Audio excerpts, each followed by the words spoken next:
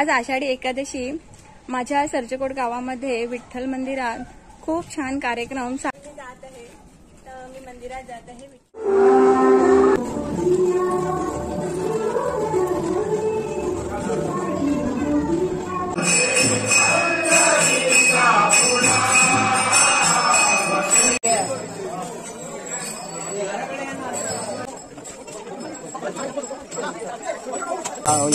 गोमागिलो गंगाईल शिवरात्री कोण